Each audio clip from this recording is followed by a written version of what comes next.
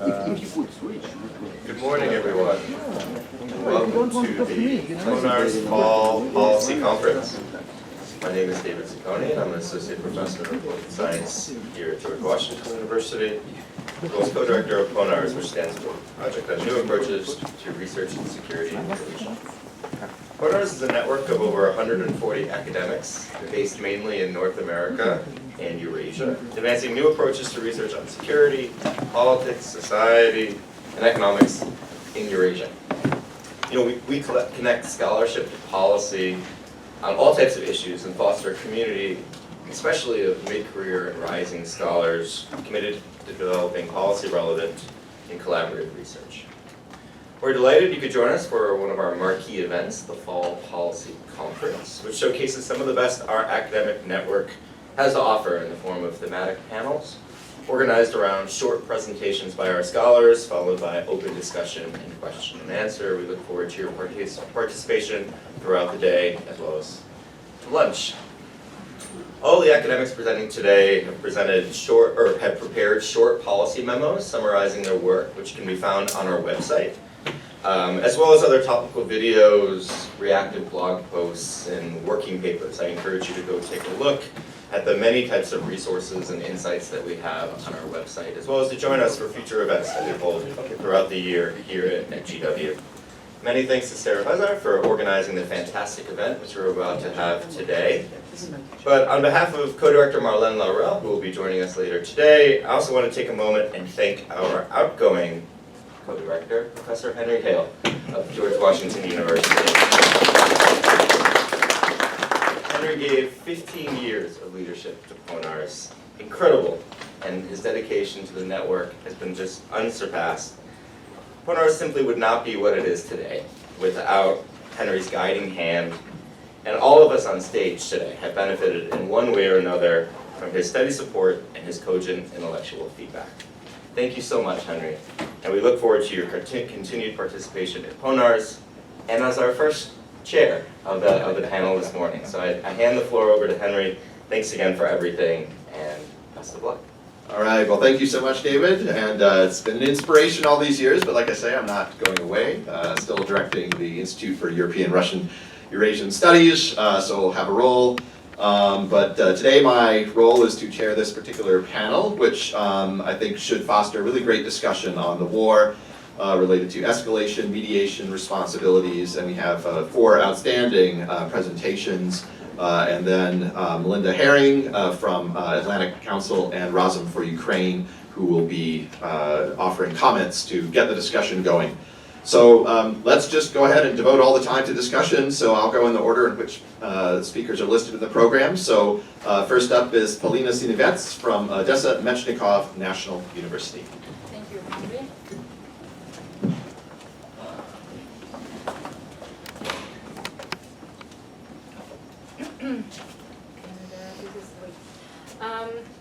Hello, everyone.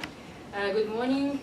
It's a great pleasure for me to be here, and I'm very grateful for PONARS to give me the opportunity to open this. It's also a sort of responsibility. I have a long presentation, however, I'll try to make it short because I have 8 minutes, right? So I remember about time and discipline. We all know that one of the hottest issues about Russia is the fact that all Russia's war in Ukraine is accompanied by the strong Russian nuclear rhetoric, and it appeared just at the day when Putin declared war to Ukraine, or so-called special operation against Ukraine, when he said that whoever interferes in this war will have the unprecedented consequences he never faced before. Since that moment, Russia vocalized actually nuclear threats every month. Not only President Putin, but most of Russian officials, Russian scholars, whoever dealing with Russian politics. And at the end, it became quite confusing what are the real Russian red lines, whether they can be shifted, and what will happen if those lines are crossed. So I'll try to answer this question, maybe not very successfully, because I'm still not sure completely what they are. So we have totally, if we rely not on the speeches of Dmitry Medvedev or whoever, then we have totally three very important speeches of Putin. First, one which was declaring the war to Ukraine.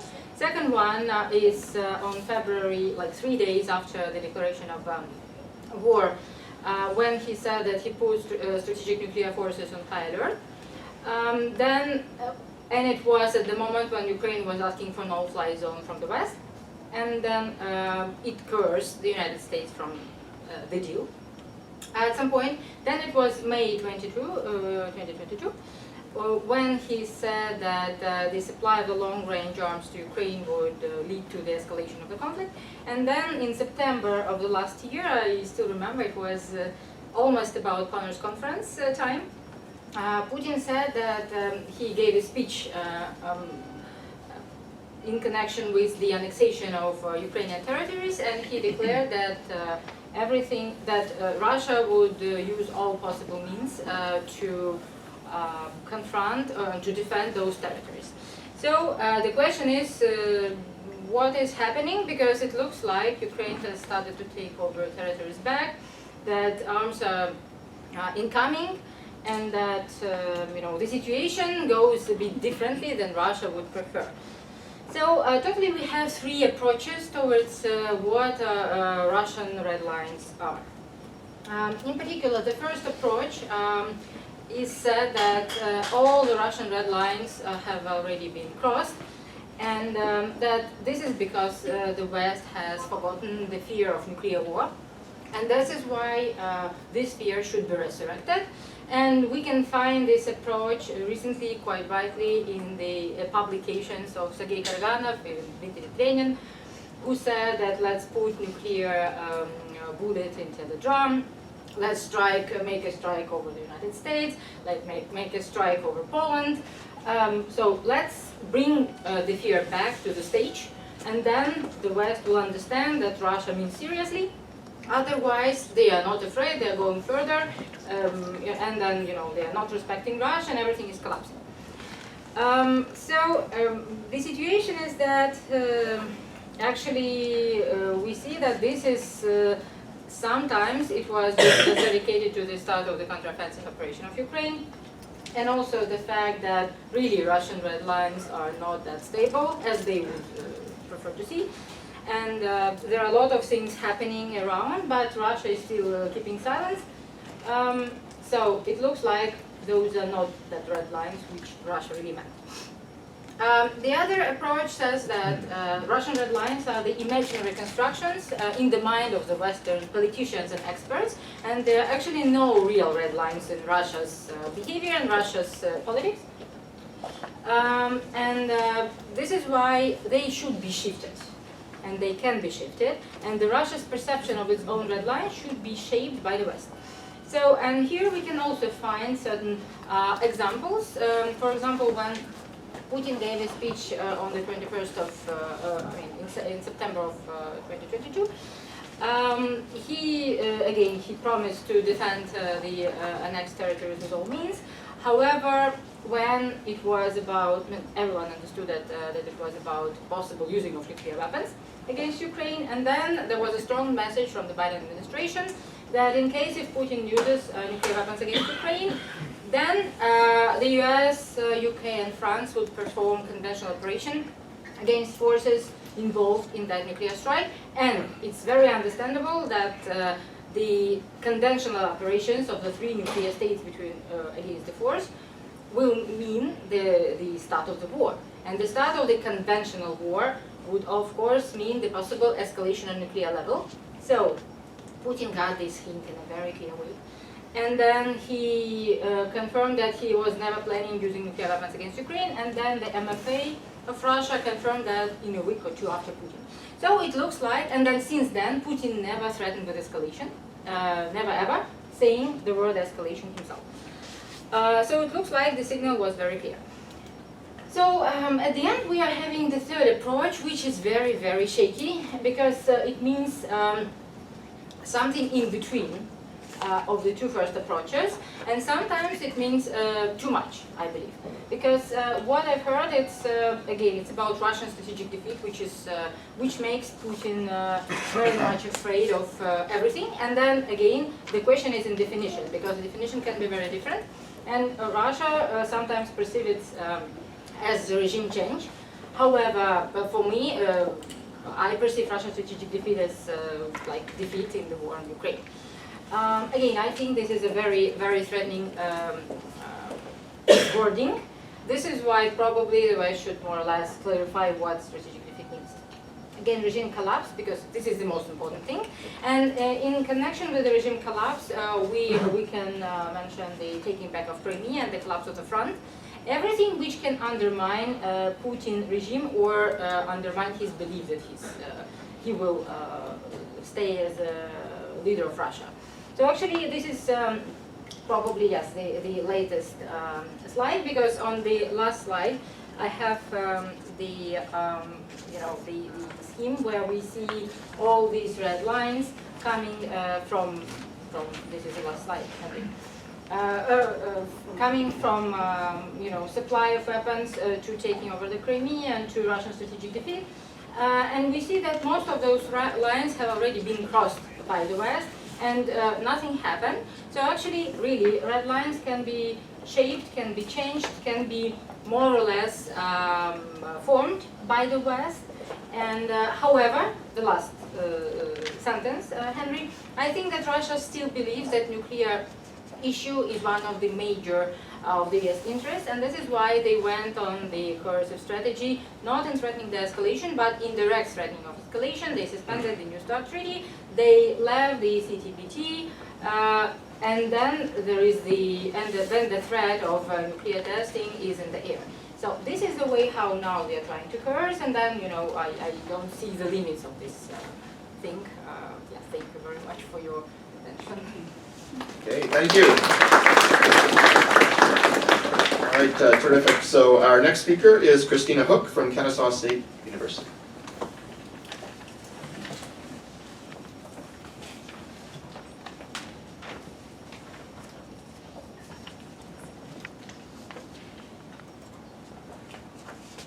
Excellent. All right, everyone can hear me. Great. Thank you guys so much for coming. It is so nice to see a full room for the first panel of the day. I do appreciate it, having been on my third cup of coffee myself. The topic that I'm talking about today is one of the more sobering ones, and what I'm going to do is a bit broader than the topic that I originally proposed for this conference, and it was how do we organize some of the crimes that Russia is committing or is accused of committing in Ukraine.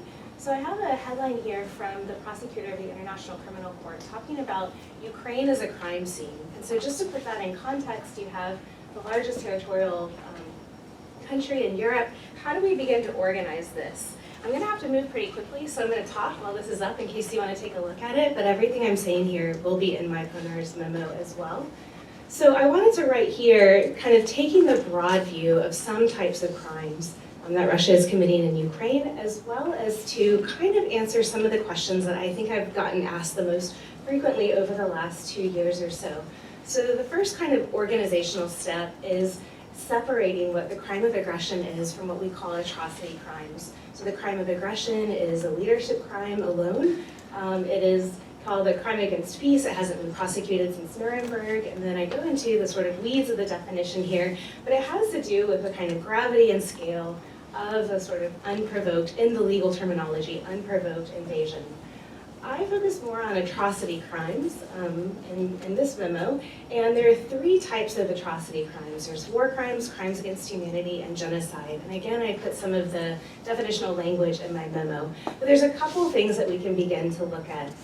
So first of all, it's important to kind of grapple with all 3 atrocity crimes because they're often occurring concurrently. Sometimes the victim groups, there will be slight differences between who's targeted under this, or this, but they're often occurring concurrently. It's very uncommon if you're sort of at the level where my memo is of talking about genocide without also seeing these other types. Also, war crimes, for example, take place during a context of war, where crime against humanity can take place during wartime or during peacetime. And then again, to just compare crimes against humanity and genocide, crimes against humanity is often introduced into a context earlier because it has no kind of definitional language about establishing intent. So crimes against humanity is a list of grave and serious acts. There's no language about intent, and the last sort of language there in its legal definition is about other inhumane acts. Whereas with genocide, there's 5 prohibited acts that's very clearly spelled out, and there is this, this part of establishing intent. One of the other things that I get asked a lot, or that I hear a lot, and that I want to push back on, is this idea that it is common to see atrocity crimes in war. So I'm a scholar of violence. This is not common at all.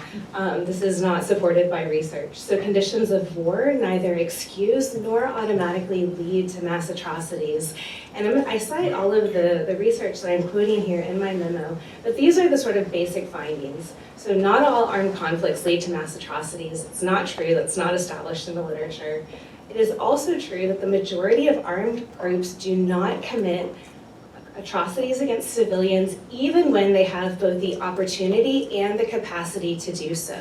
So that's something that I actually hear kind of this, what I would call sloppy language around this idea that it's common, this is how wars work. It's not. This is not supported by research. And then I also want to point out my good colleagues at the U.S. Holocaust Memorial Museum and a lot of the prevention work that they do, they define mass killing as 100 non-combatant deaths in 1 year when it's along group lines. So I want to point out that that sort of number, which is obviously egregious, but it is quite low when you even look at what has already been established in Ukraine. And so all of this together really just paints this view of, if we're going to look directly at the truth, at the reality of what is occurring at the hands of Russian warfighters and leaders in Ukraine, it's an extreme outlier. So, so a couple things. I wanted to take advantage of being with a group of fellow scholars in this room, so I'm going to speed through this. And I want to just, there are a few parts of the definition that I'll come back to, things that are really important for the work that I do. Because I am the principal author of this legal analysis, and I don't want to spend my precious 8 minutes relitigating it, but I did want to tell you that there is a source, about 60 pages and a couple hundred footnotes of documented evidence to support some of the claims I'm making here. So I'd really encourage and invite you to sort of fact check me on this, to take a look at this report, and to see kind of the evidence that I'm using to talk about the themes that I'm now going to go into. So what we looked at in this report were 2 basic things. So we, in the sort of legal parlance, we talk about reasonable grounds to believe Russia is responsible for direct and public incitement to commit genocide and the commission of genocide. It's again really important to point that out, because when people think of the UN Genocide Convention, they think about genocide occurring, but there's actually a variety of crimes relating to genocide that are prohibited there, and one of them is also incitement to genocide when it meets that direct and public criteria. So for us, I want to point out again just some of the statistical outliers for me as a scholar of violence, as a genocide scholar. What I see here that's just very unusual about this case. And one of it is that we see violations of all 5 prohibited acts. Now again, as I told you, you've got to establish intent with it, which is what we do in this longer report that I don't have time to go into. But we establish that these are taking place through a pattern of atrocities in which an inference to destroy the Ukrainian national group in part can be drawn. And it's very, very rare for us to see evidence of all 5 prohibited acts. And so again, this is really painting this view of it as a statistical outlier. So I have 2 minutes to go through 5 things. Do you think I can do it? I think I can. The first is that I want to point out what is new about this case, which is that it's against a national group. So that matters for 2 reasons. The first, for my fellow scholars in the room, there's going to need to be a partnership between lawyers and academics to look at the jurisprudence and develop some of this here. The second is I want to point out the scale of this. So when we were looking at Russian intentionality with the mass missile strikes last year, we looked at the humanitarian documentation before there was this aid surge that helped a lot of Ukrainians get through those power outages. I want to point out that last fall, the International Rescue Committee was saying that 17.7 million Ukrainians would require humanitarian assistance. Like, allow that to boggle your mind for a minute, as it did mine. And the second is the role of open source investigations. I'm going to power through this really fast, but just that there again has to be this partnership between academics and lawyers. So moving on, political will realities. So I think a lot of times a confusion gets made that we'll know if it's genocide if we get a courtroom verdict, but that's not really the role of the court. So if you look at, for example, one of our country's most notorious gangsters, Al Capone, if you look at his legal record, he is a tax fraud. If you read a biography about him, you understand that he was one of our country's most notorious gangsters. And so the role of the court is obviously to be grounded in truth, but it's not to arbitrate these big truth claims. And so we really need to have policymakers and others, and even journalists who are facing this now. So I think I'll leave this for my memo, but I want to point out that the language of guilt and responsibility is really important. Guilt is for individual perpetrators, so that is the people who are committing crimes. But there's also this broader conversation that we need to have about responsibility. So citizenship is a combination of roles and responsibilities, and that's why, as I wrap up my remarks, I promise. If you want. Thank you so much, Henry. I appreciate it. I should have had that fourth cup of coffee to talk faster. But there are roles and responsibilities, and that will include for Russian society. So I kind of wanted to wrap this up and really take advantage of being with my fellow scholarly peers and to kind of think about the social implications of some of these big claims that I'm making and that my work grapples with. And the first is what we know from trauma literature about what trauma creates for Ukrainian society. Very valid needs for trauma healing, for safety, for all of these things I'm listing here that's well established in the leadership.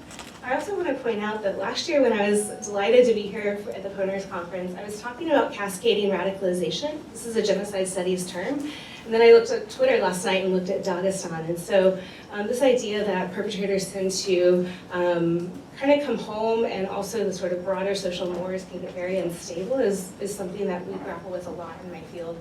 And I want to point out the implications of if the Russian state chooses not to pursue these kind of non-extradition policies.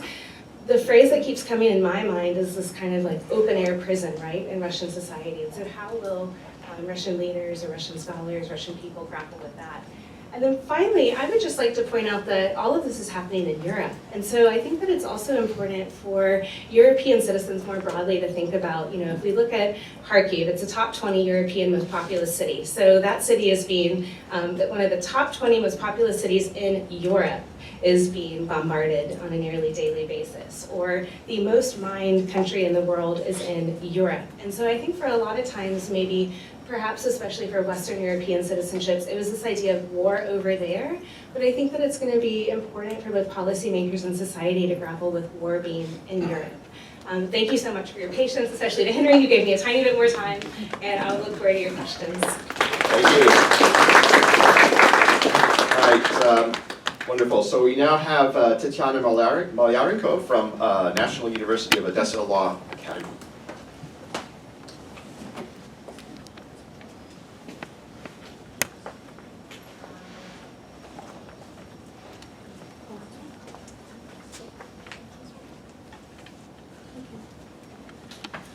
So the topic of mediation is wide, it's complex and politically sensitive. And any mediator who wants to propose his or her service, it's like an ancient Odyssey who is steering his boat between Scylla and Charybdis. So I refer to this Greek history to explain how it looked like.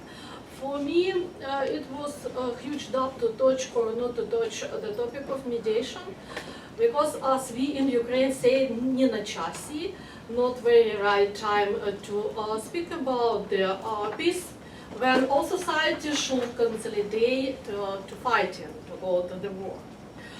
But I would like to discuss this topic, because recently I was employed of an agency associated with OSCE, who asked me to discuss, to explore a possible contribution of this organization in post-conflict management, in reconciliation, and different peace process in Ukraine.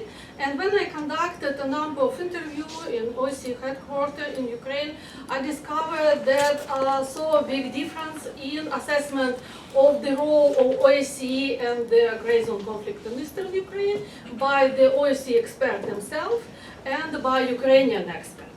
So it's our obligation to start to explore the mediation effort during the previous year to build a good perspective for the future.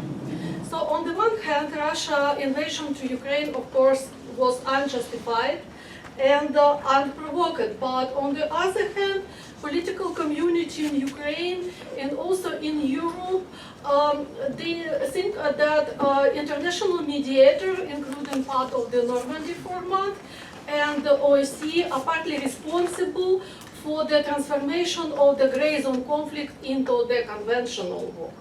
So on the one hand, the conventional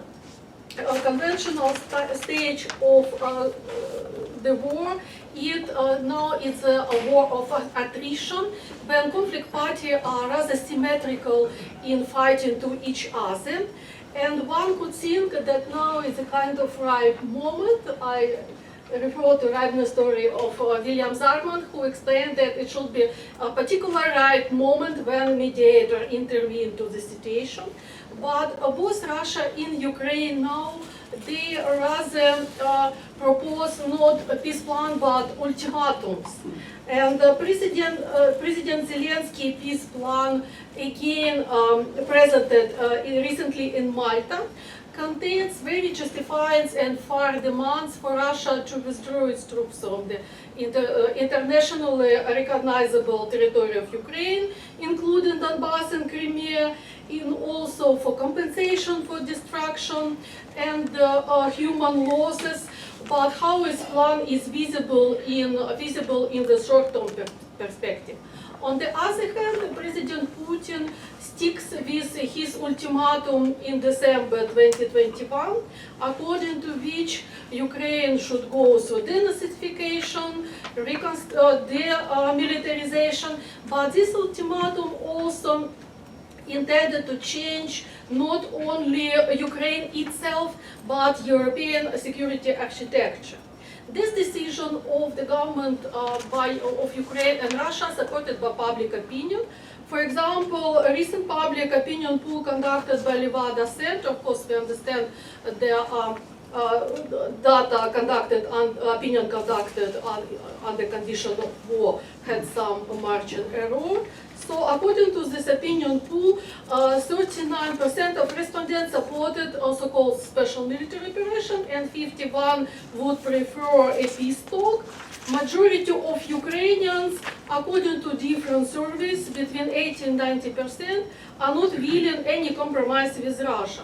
So under such conditions, any peace initiatives proposed by mediators are rather playing as PR campaign in favor of mediators themselves. So either to secure a new geopolitical role in the global competition or to obtain some economic benefit from trade with Russia or secure a niche in future Ukrainian reconstruction programs. So these are initiatives which are on the table, are not really bring to the real situation of peace.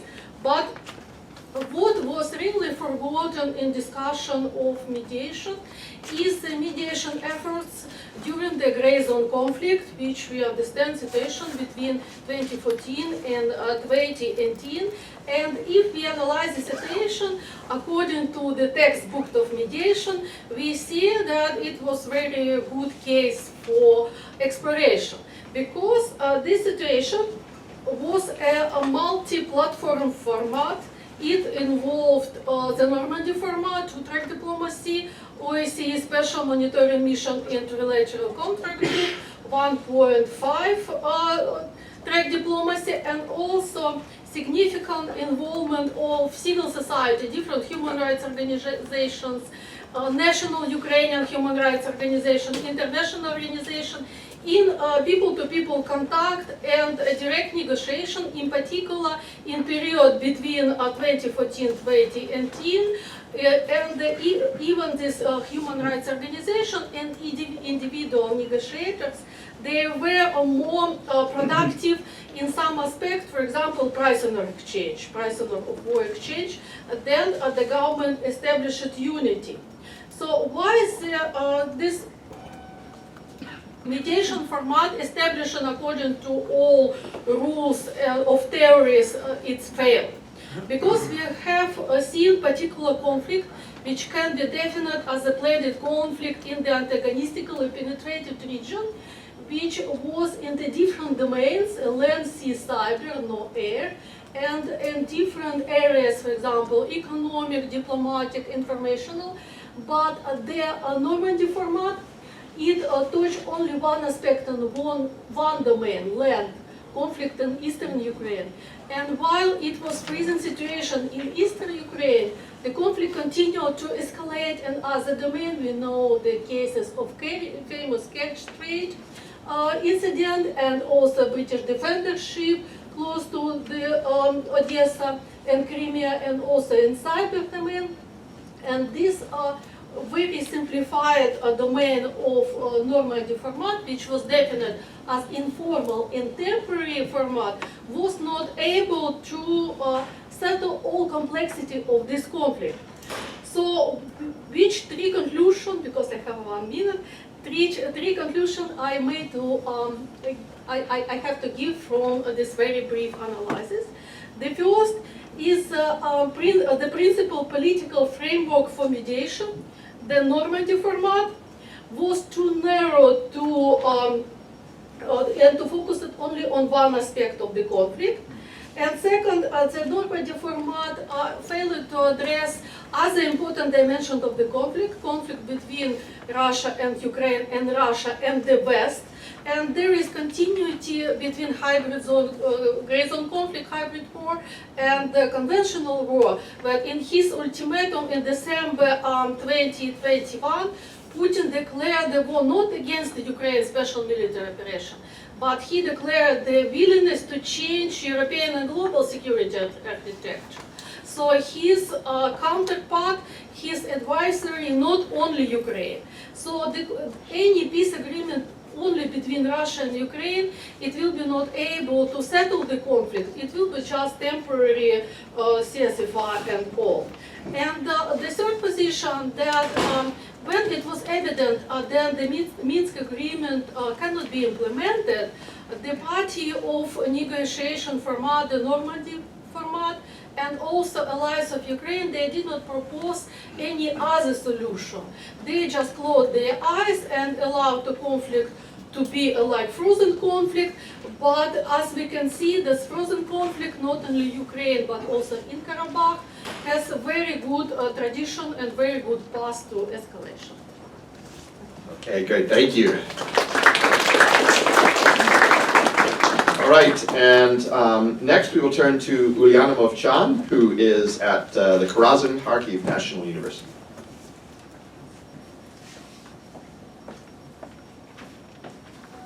Thank you all, thank you for coming. And today's my topic would be about the possibility of inclusive democracy in Ukraine, and then we talk about like how to achieve consolidation of democracy. Firstly, we need to define what kind of political regime we have in Ukraine, and after I will talk about what we can be done to establish the full democracy in Ukraine. So, the political regime in Ukraine we can name as a non-patrimonial democracy, which means that informal practices dominate other formal institutions. And in Ukraine, this political regime can function in two different phases. One phase is example then under presidency of Yanukovych and Kuchma, and it can be called as authoritarian bureaucratic phase. And this phase was characterized by the concentration of power in a patronal president who had the potential to monopolize the fiscal and power vertical, and also he has and control the key position of law enforcement agencies and big industrial companies. So another phase can be called as competitive democratic neo-patrimonialism, and this is the example of Yushchenko and Poroshenko presidencies, and can be characterized by parliamentarization of the regime because of the constitutional reform in 2016 and multi-pyramid patron networks. But after presidential elections in 2019 and as a result of war, a new trend has emerged in Ukrainian political system, and Zelensky obtained political legitimacy through popular election and has support in each region of Ukraine. And also he has a relative autonomy of his own political party, servant of the people, and so we can explain Zelensky regime by three different features. First one, so he was able to build a broad national party network by enacting broad coalition inside the parliament. So he also restrained the political influence of the oligarchs by enacting anti-oligarchic legislation, and also now we see the autonomy of regional clans in the wake of decentralization reform.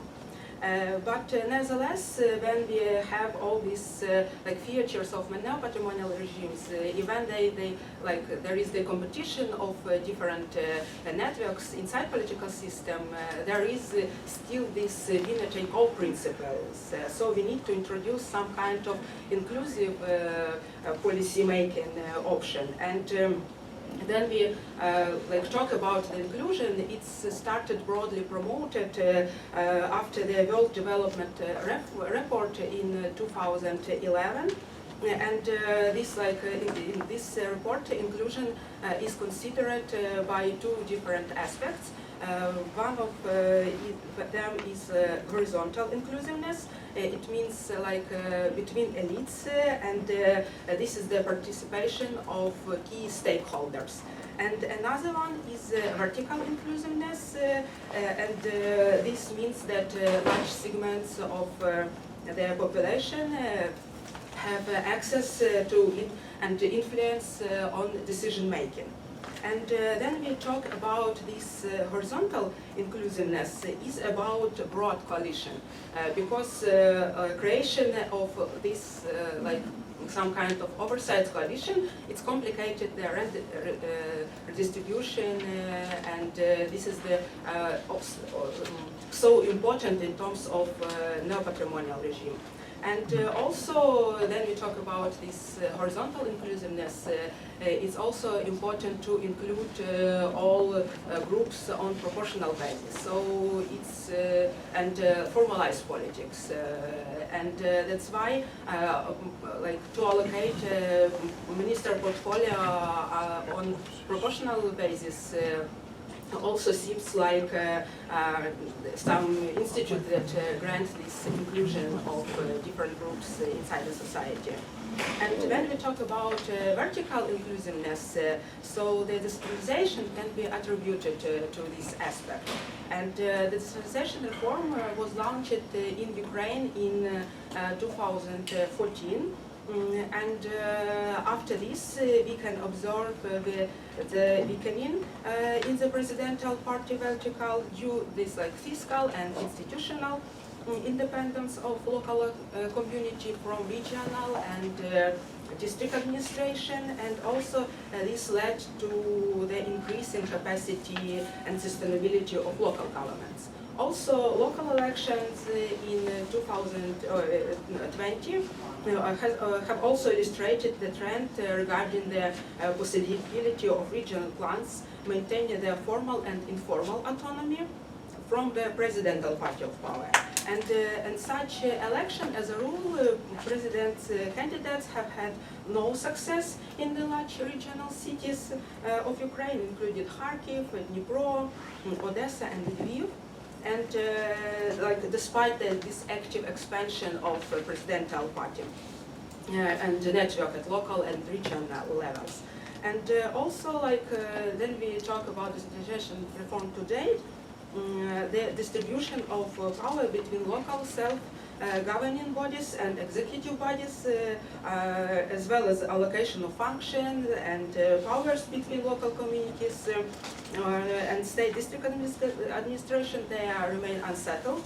And mayors continues to concentrate their own legislative and executive powers, but nevertheless, despite all of these threats about regional clans that they can capture power on local level, but last investigation of different academic researchers and organizations, like for example Congress of Local and Regional Authorities, they show that decentralization reform has played a vital role in Ukraine resilience. For example, the reforms proves that the local authorities, they have autonomy and they are responsible for local decision making, and this made communities more flexible in comparison with each other, and also like mayors and members of local councils, they stayed loyal to Ukraine's statehood, and also like the decentralization of power and enable local communities to exercise their authorities autonomously. They show this strong resilience, and also this teaches us that not just the centralization of power can resist in the war, but also decentralization can show good results in this. So that's why the strengthening and the further developments in the centralization process look like the promising path to consolidation democracy in Ukraine. Okay, terrific, thank you. All right, so now I'm very pleased to introduce Melinda Haring from the Atlantic Council and Razum for Ukraine to get the discussion going with her thoughts. So thank you so much for joining us. Thanks, Henry. Thanks for everyone for organizing this wonderful conference. I look forward to it every year. And I think Henry deserves another round of applause. He's been doing this for 15 years, and I don't know anyone else, I'm going to embarrass him, but I don't know anyone else who's done so much to bring up the next generation of scholars who work on this region. And I'm not even a scholar, and I would put myself in that category, so thank you so much. So congratulations, ladies, on 4 fantastic policy memos, and I think Henry will not invite me back if I don't point out that there are 4 wonderful women on this panel. 3 of them are Ukrainian, and I think that says a lot about Ukrainian academia and our hopes for you. So it's great to be with you. So Polina, I am interested in your list. You have a list of Russia's strategic defeat that you put up here on PowerPoint, and you had 4 different options: regime collapse, bombing Russian cities, taking back Crimea, and then the collapse of, I can't read my writing, but there's 4 different options. And you said something that I think is wrong, and I'd like you to respond to it. You said it's how the West defines strategic defeat. I don't think so. It's how Russia defines strategic defeat. What can you tell us in the literature, from what all these officials are saying, what the academics are saying? How does Russia define strategic defeat, not the West? And I think your paper really would have benefited if you had done a little bit of thinking about the ISW claim. So the Institute for the Study of War did a really interesting paper, and they've been following the claims. Every time that Putin does his nuclear saber rattling, there's a relationship, and it's a really obvious relationship between their performance on the battlefield and then their threats. And the scholars have looked at this, and I think that your paper would be strengthened if you would grapple with that as well. Kristina, I think this is a fantastic paper, and you said it well. Sober and grim is the right way to describe it. So I was really struck by your point on trauma, and I'd like you to bring this out a bit more. You said that Ukrainian society has experienced 2 genocides within the same century. Looking at all the literature that I know that you know extremely well, how common is that, and what kinds of things should we be thinking about as Ukraine begins to recover? And if you could say more about, I know you didn't have enough time, but could you tell us more about what you mean by the inaugural prosecution effort? I know there's been some work there to bring scholars and prosecutors together. So what does that mean in non-jargony language? Okay, Tetyana, on your paper on mediation, I need you to draw this out for us. So I think you're exactly right on the gray zone conflict. And, you know, when I get asked, and feel free to disagree with this, you know, what's the most likely scenario for how the war ends? It's probably another gray zone, unfortunately. Feel free to disagree with that. I would love for you to disagree with that. But what does the previous period, you know, from 14 to 18 tell us about what we can expect? I think you sort of danced around it at the end, but give us a full-throated explanation. And anything else you want to say on your three? You said Normandy was too narrow. If you could explain why, I'd love to hear more on that. Uliana, really interesting presentation. Could you say more about vertical inclusiveness? I think, if I understood you correctly, you're saying that Ukraine is doing okay or pretty good on horizontal inclusiveness, but has a lot of work to be done on vertical. If I got that wrong, please correct me. And I think you're exactly right on your point on decentralization, that it was key to the success of Ukraine cohering during the war period. We saw the amazing performance of Ukraine's mayors during the COVID period. Zelensky brought them in and said, hello boys, you're in charge. Let's make this happen. And mayors, they showed how capable they were during the COVID period. And then again, during the war period, they've been extremely capable. And I know that we're looking at them during the reconstruction period, or we will be looking at them during the reconstruction period. On your point on Zelensky's party has support in every region of Ukraine, yes. And I would be remiss if I didn't say, read Henry Hale and Olga Onuk's new book, The Zelensky Effect, because they brilliantly show how Zelensky did that and how he changed. When we think of Ukraine, we always talk about the divides within Ukraine, and they say that's nonsense, and it's a great explanation for how Ukraine's changed. So I would love to have you bring that point out in your paper as well. Thanks. Okay, thank you so much. All right, I know the authors have a lot now to respond to, but I want to get the discussion out to the audience first, so I ask the panelists to just hold their response to Melinda until we have a few comments or questions from the audience. We want to emphasize the discussion element. So the floor is open. We'll be able to take like one quick round of comments and questions, then give it back to the panelists, and then we should have time for other rounds as well. Yes. Yes. And sorry, maybe, do we need a microphone? Yeah. Yeah, just wait until we get a microphone, please, so everybody can hear.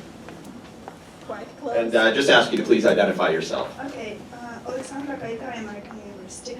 I have this question to Uliana, because you mentioned about groups in the context of the government and ministerial, and that all groups should be represented, and I'm really curious, like who is the groups, like what do you mean by mentioning group, national groups, like on gender.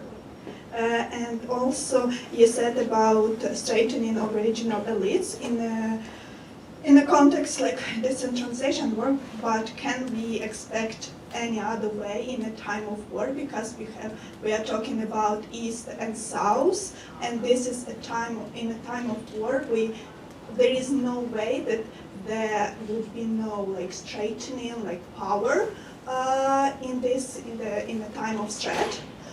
So how the war influence development in this region, in the context that you need to protect the region, consolidate power, but also you need to preserve decentralization and plurality.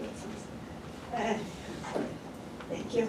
Okay, thank you. Maybe there was a question right behind you. Maybe you could just hand the microphone. Hello, I'm Nigel, graduate student at Georgetown. This question is directed to Kristina, but I'd also like to hear the input from the Ukrainians and the panelists. When we talk about reconciliation, what would that look like, especially when we talk about collective responsibility? What comes to mind is Willy Brandt kneeling before the Warsaw Ghetto Memorial. Is that what it will take? Is there more? Would it take all of Russia to kneel before Bucha? So. Okay, thank you. Yes, and that. Let's keep the microphone there. Well, then we'll have another wave. Yeah. Anders Åslund, Georgetown University. But to Uliana, with regard to the analysis of the parliament in Ukraine, it's vital to have the financing, the extra budgetary financing of the parliamentarians. As far as I understand, now they get about $20,000 in an envelope each month. if they vote in the right way. Therefore, we have perfect party discipline now in the 250 majority. One Andrei Berevsky party, one Kolomoisky party, and one Zelensky or presidential office party. And previously, under Poroshenko, it used to be decentralized to Grey Cardinals, who provided $10,000, and then it was much more a month to the parliamentarians. We have to get to this money matter to understand what is really happening. So right now there's a very strict discipline because the money works well. And the Poroshenko, sometimes there was too many Grey Cardinals who were pushing in a different direction, which complicated. Do you think it's possible to do something about this, or is this these facts, so to say, too hard to catch at? Thank you. Who's the Great Cardinal right now? Did you say his name?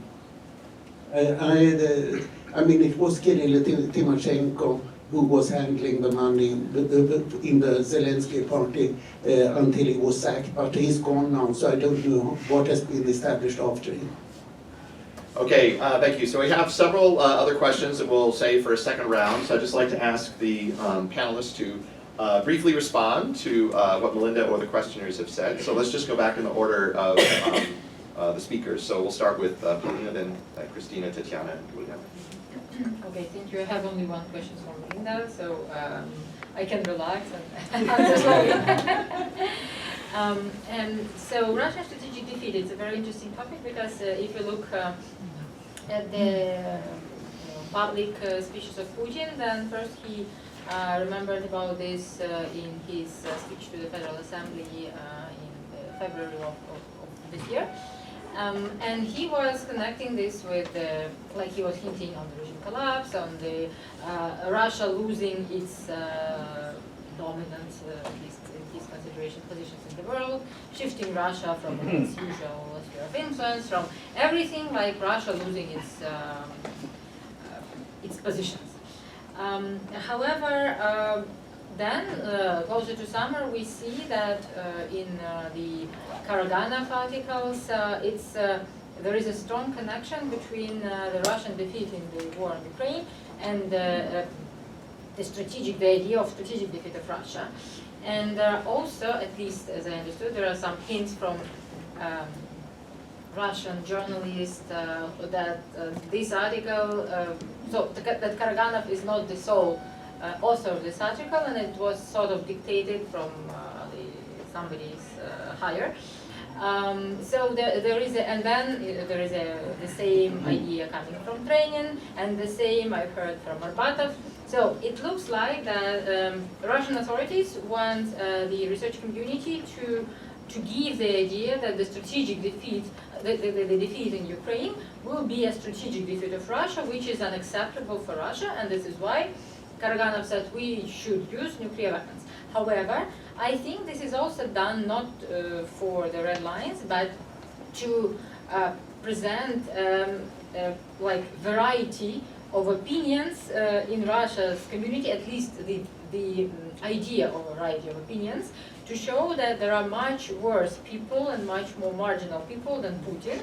Because if we listen to the last Valdai speech of Putin, he was arguing with Karaganov, who said, I guess that our nuclear doctrine is outdated, it's not serving our purposes, and so on and so forth. And Putin said, no, calm down, I know your point of view. Our nuclear doctrine is perfectly serving our interests. Nothing is threatening to the existence of Russian Federation, so I mean, and nobody will probably, so we should not use nuclear weapons, so we are okay with that.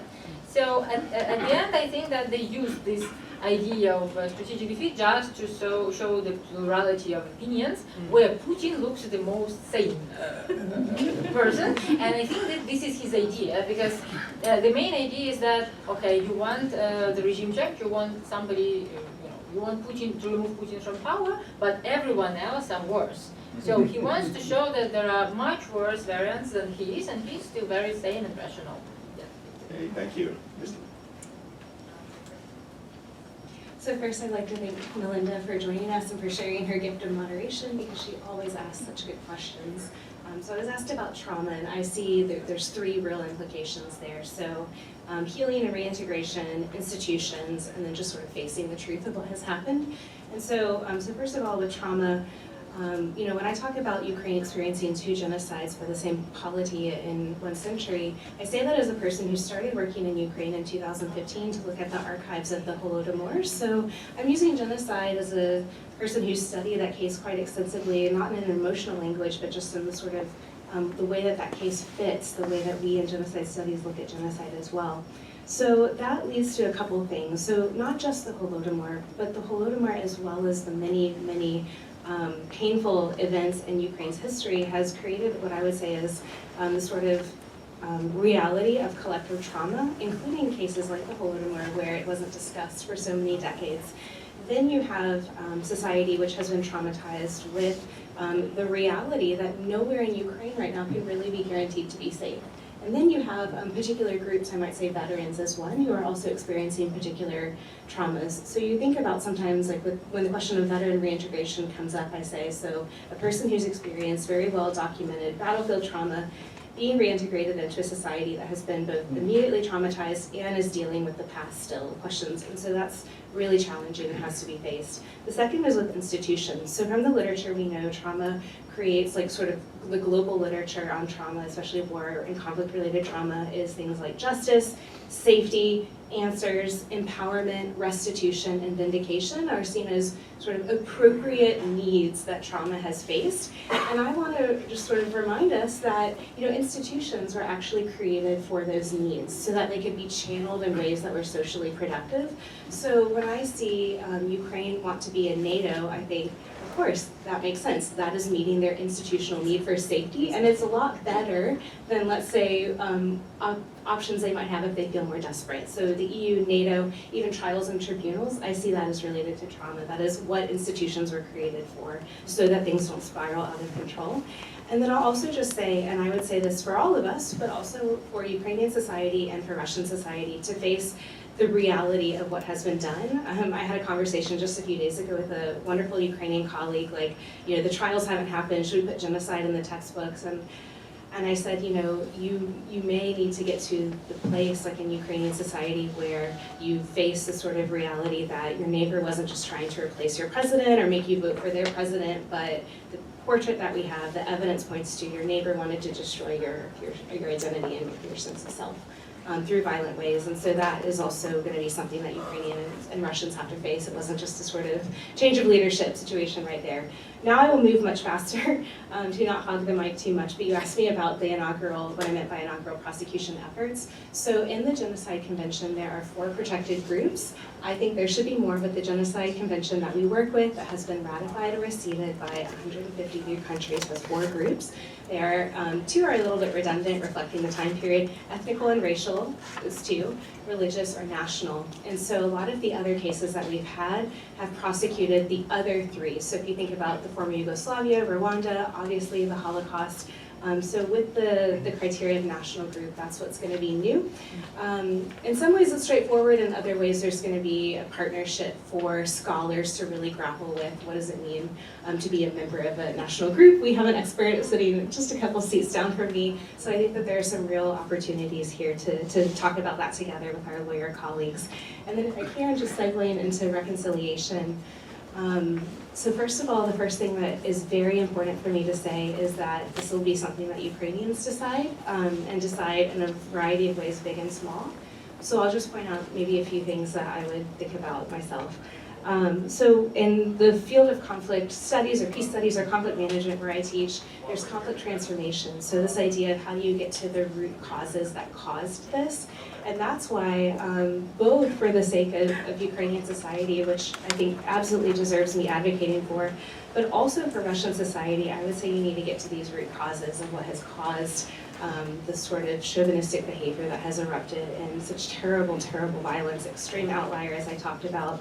And I will say something that worries me a lot as a person who's also written on, let's say, looking at some of these legal frameworks and talking about, let's say, frozen oligarchic assets or reparations. And I'm not going to paint with a broad brush, but I will say that I have sensed hesitation even within Russian society about we won't pay for it. And I want to point out that paying for it is the easiest issue on the table, right? So I just will point out one testimony that I've documented in my work elsewhere, and this is from a woman whose husband was shot when he was trying to get fuel at a gas station in the Kharkiv suburb of Saltivka. And she said, "Life used to be beautiful here. To be honest, I cannot look at this without tears. I have no words. They destroyed everything. They left us without our loved ones, without our parents, without our husbands, without our sons, without our previous life, without jobs, without anything." And so when I'm already seeing hesitation about financial aspects, when that is the depth of loss, that's troubling. So I'll just sort of wrap up my remarks there. Okay, thank you. Tetyana.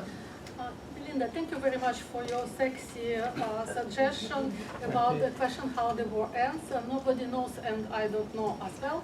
But if you discuss between two zero-sum game scenarios, Russia win militarily and Ukraine wins military, there are plenty of very interesting options between, and gray zone conflict is one of them, but from my point of view, not the most probable one. In the middle-term perspective, what we can see that Russia is entrenchment on this occupied territory. It's not the gray zone. It's full-fledged occupation with institutions, citizenship, economy. So it's not the gray zone. It's a Russia state. Will international community recognize? It's a big question because we already know that China, for example, and Turkey, they buy grain produced on occupied territory. So their territory are integrated in the Russian economy, in the economy of Russian allies. So I think that if what is also probably if the war will not end in the short-term perspective, it will be so-called salami tactic by Russia. So Russia will capture new territory, it will establish institution, more territory, establish institution. So for this time, Russia refused from tactic of gray zone conflict. So it's a proper occupation. And other question about the Normandy format. Normandy format was established and as it was declared as the format to help to implement the Minsk agreement. So the Minsk agreement, it was obviously maybe in 2015 that they will not be implemented, or they will be implemented with some postponements or changes. And you remember this verbal soccer game when Russia, we want to implement, but Russia don't want to implement, Russia want, but we don't want. This was the first selection, but maybe peacekeepers. So it was the problem just was postponed. It was just forgotten, the conflict remained unsettled, and now what we can see that this population of this republic, Donetsk and Lugansk, I cannot say that they are happy to be part of Russia, but they don't resist when they are captured or safe in Russian army, and they are fighting against Ukraine now. And how many of them died fighting against Ukraine. So it will be a big problem of reconciliation after the end of war. And so I think that it was a big mistake when not we, but policy community realized that Normandy format failed, it did not work, did not propose any other absolutely different solution to the conflict. It's just waiting that it will be settled itself without any interruption from outside. Okay, thank you. Uliana. Okay, thank you, Melinda, for your great comments and for the questions from the audience. So, like to clarify about this vertical and horizontal inclusiveness, unfortunately in Ukraine is like bad situation, and then I talked about horizontal inclusiveness is like my proposition to have, because now we have the just like simple majority inside the parliament, and I suggest like oversized coalition. And now the party who won the election and or like coalition inside the parliament, they appoint the cabinet of ministers. And I see, and then I talk about like I try now to combine all answers. In one, so then we talk about like different groups. It refers to political parties that they represent these groups. So I'm not refers to like some ethnic, national, religious, gender groups because like all society they vote for their own political party, and after this political party they have seats and they represent the whole society. So and to make this more proportional and more inclusiveness, I suggest that they have also portfolios inside the cabinet of minister according to how many seats they have inside parliament on proportional basis. And about the like to talk more about horizontal inclusiveness. It's not horizontal, vertical inclusiveness. It's about like society and state relationship. So then, for example, group that don't have any access to power before, now they have this access, and so and they now can have like each of the group, even those who before don't have and those who had. But now they all have this access and influence on decision making, and this also brings this inclusiveness into society, and it relates to any like kind of group. So, and then about the like threats of regional elite capture and like centralization and decentralization. And I know that in literature they see that in terms of war, it's better to centralize government to make this decision making more quickly. But now actually this is the new founding that decentralization it's actually works much more better in this case. So that's why we need to develop more this decentralization. Wow. Okay, thank you. So let's see, do we have the microphone? Yes, so in the front row. Thank you very much. Kristina, George Mason University Carter School for Peace and Conflict Resolution. My question is about this tension between decentralization in Ukraine and ideological and political homogenization. How you address this particular issue? Because this was the issue for Minsk Agreement, failed Minsk Agreement, because constitutions could not change. Now then we say 80–90% of people are for complete winning. It depends how you ask a question. This is what I found in my National Science Foundation sponsored research. It really depends how you ask. And the question how, and I found that through research on 15 peace processes, that the civic meaning of national identity is the key for stabilize post-conflict societies and peace processes. But how you do horizontal inclusiveness, how you define which group is included if statistics really homogenize society, and there are some manipulation calling ethnic civic identity, which does not exist, right? So my question is how we deal with this tension, how we can help, and how it will address the integration of former occupied territories, which we know a lot of Russians are now brought there and settled. Thank you. Thank you. Ira, did you? Me? No, I saw you. Yep. Good hand up again.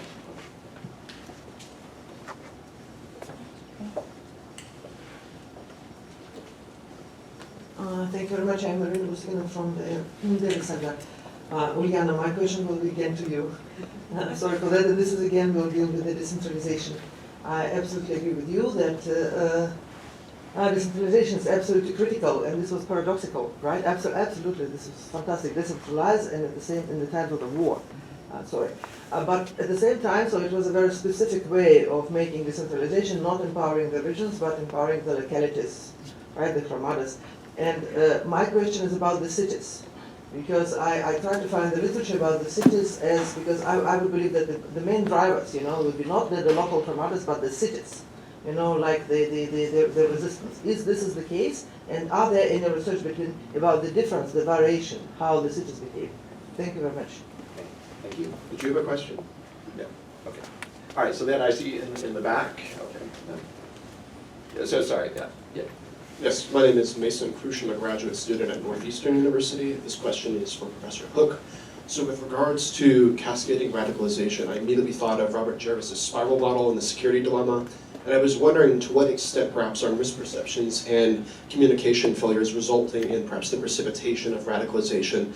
That is to say, is NATO's messaging not only failing to dissipate Russia's existential fears, but are we in fact accelerating them? And I think for an example, I look at on February 19th, back at the 2022 Munich Security Conference, when President Zelensky spoke about, Ukraine does, I'm roughly paraphrasing, Ukraine does not have nuclear weapons, we don't have security, and thus we need to be questioning whether the 1994 Budapest Memorandum is still working or not.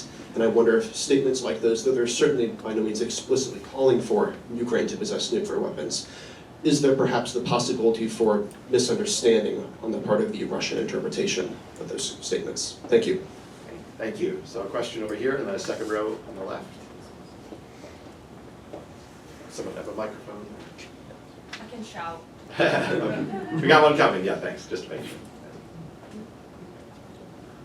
Hi, my name is Katerina Shenhelia. I'm a GW graduate, just finished this May. My question comes toward Kristina, but it's more toward the panel, and I apologize if it will be personal because I'm Georgian-Ukrainian and I was born in Russia. And not only did my father survive the occupation of Kiev region last year, but my grandmother was one of the only 5 survivors of Babi Yar in 1944. So Kristina, you addressed a very, very important point about reconciliation and recognizing that reconciliation has to, the recognition of what really happened has to come on both ends, in the Russian society and in the Ukrainian society. With the Ukrainian society, observing Ukrainian Facebook, hi Nini, I see you, everything is a bit easier, still complicated, but a little bit easier. However, I still have cousins who are in Russia, and they come from very, very elite Russian families. Yet nonetheless, in school, when my 12-year-old cousin refused to write a letter to the Russian soldier and pose in those Z-pose photos, with the aerial view, she was called Zelenskaya, Zelenskaya, and bullied by her classmates into submission. And this stuff is still going on, and the indoctrination is happening with tons of children. When my grandmother started receiving reparations after World War II, she started receiving it because Germany was occupied on all fronts, and there was a mass reconstruction of what Germany was. I live in Germany right now after graduation, and when I tell people I'm Jewish, they turn away in slight shame, although I tell them not to. How can we talk about any form of reconciliation when so much, I'm not saying that it can't happen, but rather, how can reconciliation occur when the current government machine does stuff like this to young children? Sure, the adults will die, but the children will grow up. And there's propaganda classes. And there's currently no plan to, Germanize or Balkanize Russia to weaken it enough to enforce this change from, let's say, an outside occupational authority as it happened in Germany. Thank you so much. Okay, thank you. All right, yes, one more on this side, and then we'll go back to the panelists. Mine is very pragmatic. I've been involved in Mark White, I'm retired. So maybe just wait for the microphone that's coming. Oh, my voice apparently carries. Yeah, just to make sure. Okay. Thanks. Mark White, I'm retired, but I've been involved in that part of the world for 20 or 30 years. I still have friends in Odessa, but my friends in Kharkiv, I'm not sure what happened to them. There's been very little information on what's happening, for example, in Kharkiv. Is it coming another Mariupol? If you're allowed to say, I know in Odessa, you're not allowed to take pictures of the waterfront. Could you comment just on what it's like on the ground? Okay, thank you so much. Anybody, it could be anybody. Okay, yes, let's go turn back to our panelists again. Thank you. I know that there was a question to Professor Hook, but as far as nuclear weapons were in the air, I always think that it's my responsibility. Unfortunately, yes, I'm sorry for. I think that not digging into the theories and everything else, just looking into the practices of how Russia is behaving, I think that first, the way how our president framed the idea of revising Budapest Memorandum was the same, actually the reminiscence of the Poroshenko's narrative that Budapest Memorandum is not effective, that is why we need to revise it, that is why we need the new document which would fix the security assurances in a more proper way. And then the fact that he was reflecting certain disappointment is the same what Poroshenko said. It's not about Ukraine is going to pick up a nuclear choice. This is that Ukraine is more and more disappointed with this document and with the fact that it hasn't received anything from the Budapest Memorandum, while it was relying on it fully before 2012.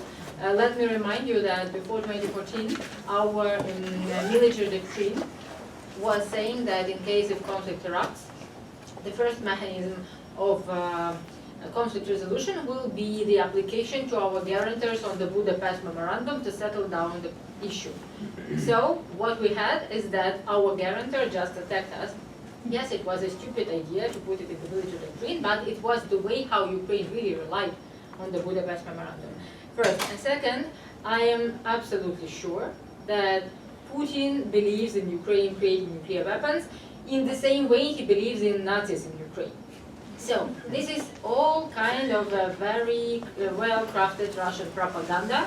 And you know, there are a lot of FSB people and other special services Russian people working in Ukraine.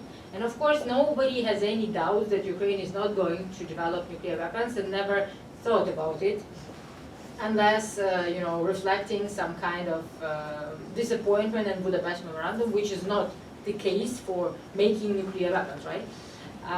But it was a very good pretext to build up its narrative that Ukraine is a Nazi nuclear state, which is very dangerous to the world. So it's not about the reality, it's just about the propaganda. And I think that it works well if somebody believes that Russia will use this. Okay, thank you, Kristina. Yeah, that was very helpful. Thank you. So I always say to my students, like to my graduate students who are studying war, I say look at time and space first, right? Because one of the other challenges, I think, for those of us here, like all of us who have been working in Ukraine prior to the full-scale escalation, is very much the fact that the war began in 2014. And I was just looking at the last polling data we had on Ukrainian perceptions. There was the last poll before Russia began its invasion in 2014. And so it was 17% of Ukrainians wanted to join NATO when the war actually began. And I think that for that and a variety of other reasons, it really chips away at that. I think the portrait that we have, and I defer to people like Maria Popova and Oksana Shevel who are writing a book on this, but the portrait we have really of Russia invading due to economic reasons and Ukraine wanting to integrate economically, not security at that point with more Western institutions. But I also wanted to clarify, I didn't really explain it in my presentation because I wrote my PONARS memo on it before, so it's also available online, you can refer to it. But cascading radicalization is not really about the way that the question was asked here. It's from genocide studies, and so it has to do with the work of political scientists and psychologists who study what happens to perpetrator societies. And so I just came from James Waller, who's very well known on this. He talks about the moral reorientation of the society who's surrounding the people who are directly participating. So bystanding and all of this, the social practices there.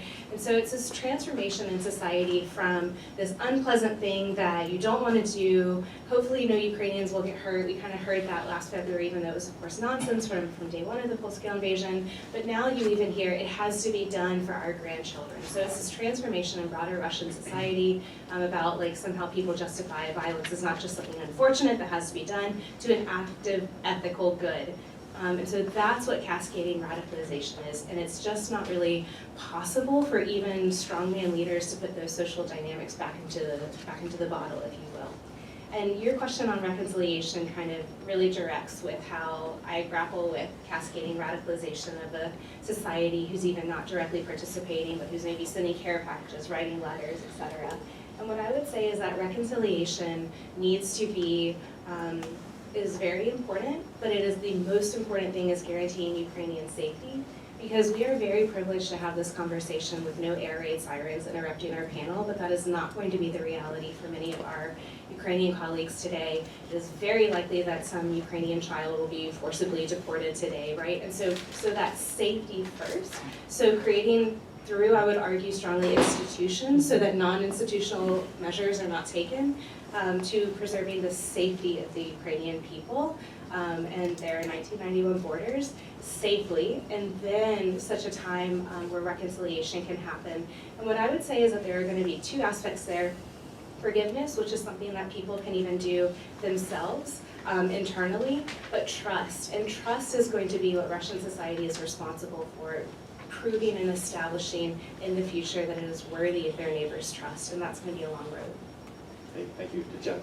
I would add that the question of reconciliation, I would not rush discussions about this topic right now, because Ukrainian society is going through radical transformation during the war, with 10 millions of immigrants, refugees, with 7 millions living on occupied territories, and now Ukrainian government say that we need foreign migrants to work in the economy, and these migrants will be from Central Asia, from Africa. So how can we imagine this ethnic and ideological homogeneity if we start to accept not Russians but migrants from other continents? So it will be a very huge challenge, and now it's better from my opinion point of view just not to touch, not to radicalize society inside by provoking discussion between different groups. And second, I would like to answer on the question what is going in Ukraine.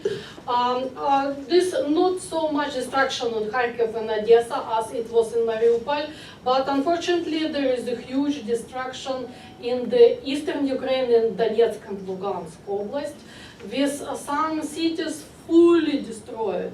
Just nothing there.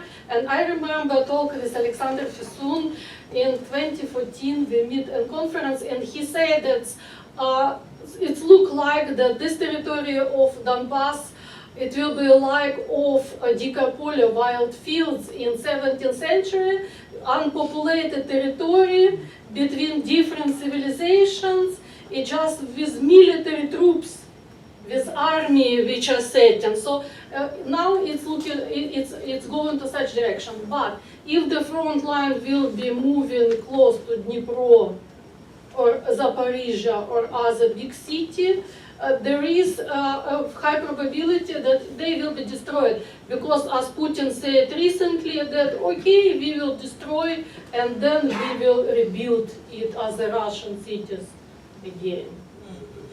Thank you, Uliana. Thank you.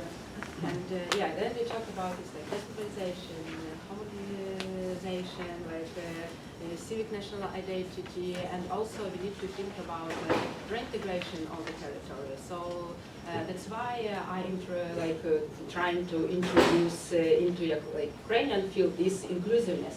Because if we now think about this, how to institutionalize it, it's will be easy to integrate again, reintegrate this territory. And that's why I really go away of these all categories like ethnicity, religion, languages, etc., and bring more political parties, because they compete inside this political field. They bring, and this competition, it brings democracy. And so it would be better, because every time in Ukraine there is this manipulation of ethnicity categories. So I think it's better just refer to another one and just tell about political parties.